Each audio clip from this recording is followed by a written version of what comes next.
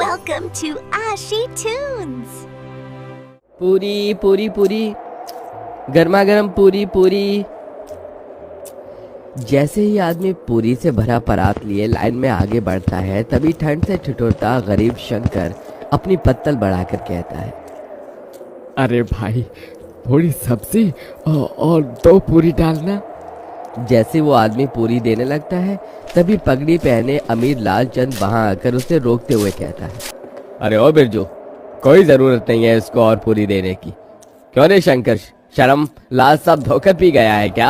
हाँ, तू घर में 5-5 जवान बेटियों को बिठाए रखा है और यहाँ दूसरे की बेटी की बारात में फ्री फंड का भोज खा रहा है। अरे तेरी सबसे बड़ी बेटी सुधा की जोड़ी की लड़कियां ब्याह करके कब की ससुराल चली गई और बच्चों की माँ बन गई। तू कब ब्याहेगा अपनी बेटियां? अगर उनको ब्याहना तेरे बस में नहीं था तो 5-5 बेटियों को पैदा ही क्यों किया? मेरे माथे की पगड़ी देख रहा है, बड़े भाग से यह मौका मिलता है एक बाप को बेटी के ब्याह में पगड़ी पहनने का, समझा? लालचंद जानबूझकर पूरे समाज के बीच एक और तो अपनी अमीरी का बखान, तो वहीं दूसरी तरफ शंकर की गरीबी की हंसी उड़ा रहा था, जिससे शंकर सबके बीच बहुत शर्मसार होता है और अपनी आंखें झुकाए वहां से घर लौट आता है, जहां एक टूटे फूटे माटी के घर में उसकी बूढ़ी पत्नी जानकी और 5 बेटी सुधा, गहना, कविता, चंदा, राधा उस ठंड में भी एक दिए और जूते के लेस बना रही थी। माँ, मेरा हाथ। तू ठीक तो है राधा? दिखा मुझे अपना हाथ। हे भगवान, तेरा तो हाथ जल गया। कहा था तुझे कि लेस का माल तू ना बना, तुझे दिए पर संभाल कर हाथ चलाना था। पहले ही अपने घर के दुख भरी परिस्थितियों को बाहर से ही देखकर शंकर अपनी आंखों से आंसू पोंछकर मुस्कुराते हुए अंदर आता है। अरे क्या कर रही हैं बाबा की 5 बेटियां? अरे बाबा, आप आ गए? हे भगवान, आप तो ठंड से कांप रही हैं। मैं आपके लिए आग जला देती हूँ। कितनी बार कहा है आपको कि एक स्वेटर अपने लिए खरीद लीजिए। बाहर कितनी ठंड गिर रही है और आपका बुढ़ापे का भी शरीर है।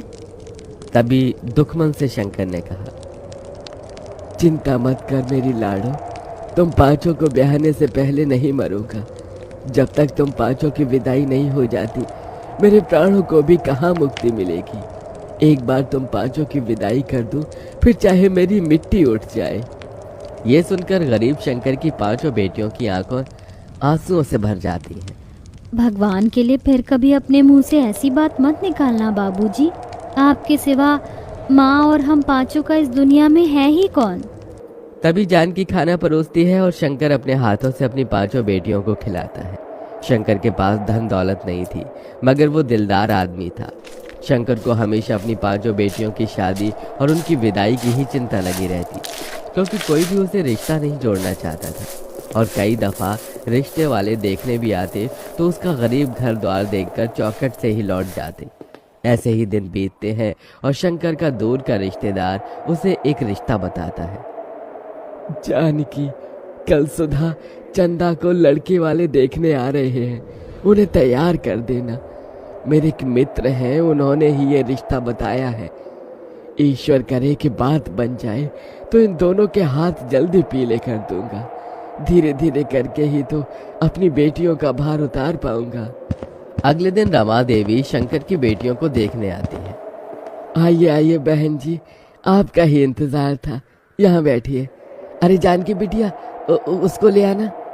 सुधा और चंदा एक बड़ी ही पुरानी सी बनारसी साड़ी में सादगी के साथ आती है और चाय नाश्ता परोसती है। तभी रमा देवी कहती है, देखो भाई साहब, बेटियां तो मुझे आपकी दोनों ही पसंद है, मगर दहेज भी लगेगा। मेरा एक बेटा बैंक में भले ही चपरासी है मगर सरकारी है, और दूसरा बेटा सरकारी नौकरी की तैयारी कर रहा है।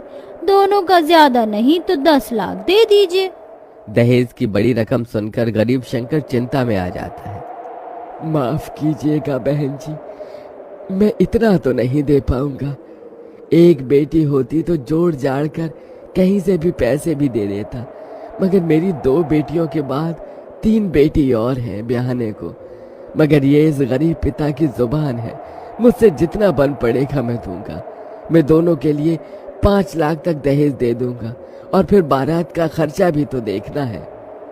रमा रिश्ता पक्का कर देती है। उसके जाने के बाद चिंता से भरी जानकी ने कहा, अजी 5 लाख रुपए कहाँ से ला कर देंगे, आप कुछ सोचा है?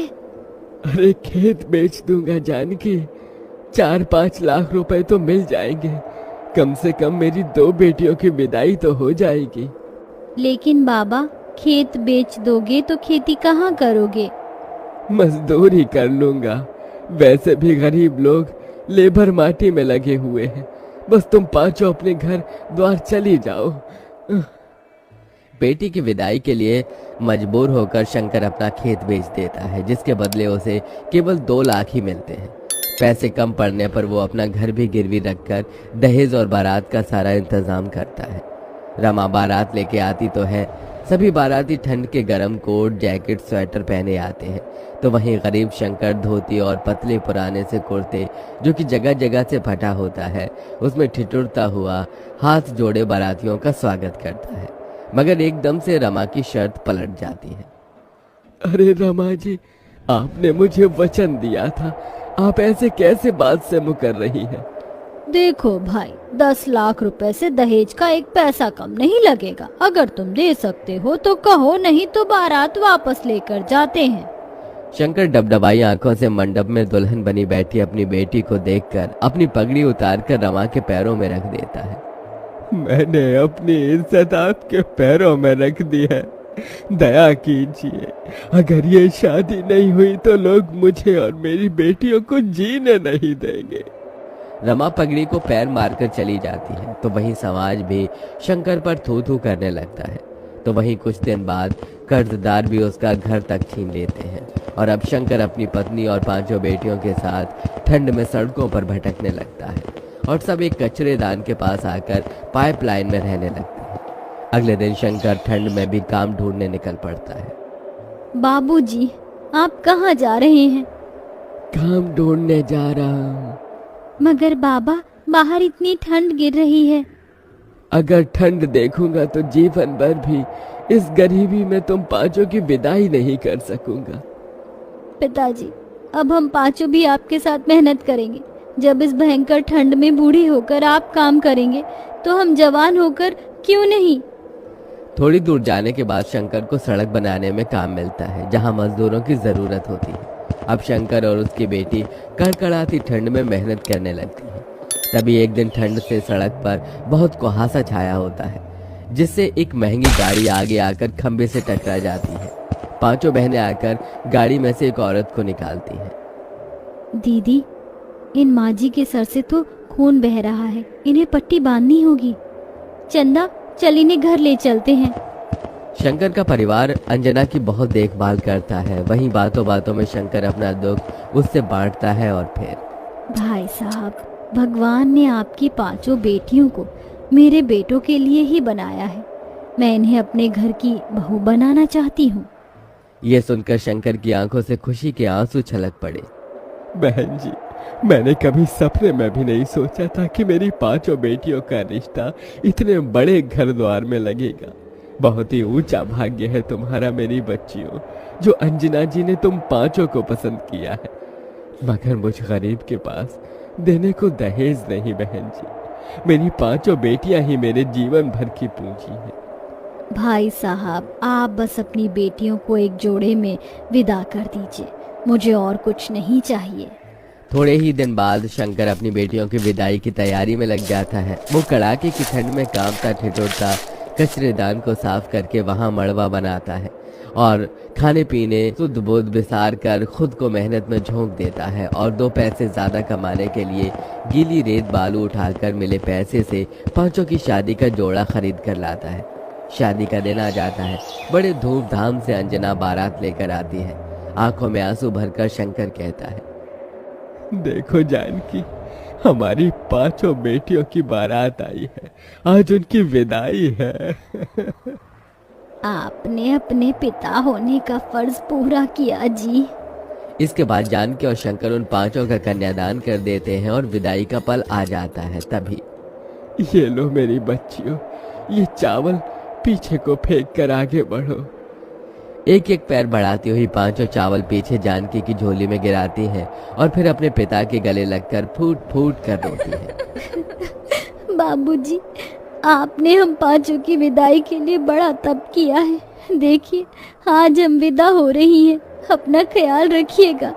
तुम भी अपना ध्यान रखना मेरी बच्चियों, सदा खुश रहना। इसी के साथ गरीब शंकर अपनी पांचों बेटियों को विदा कर देता है।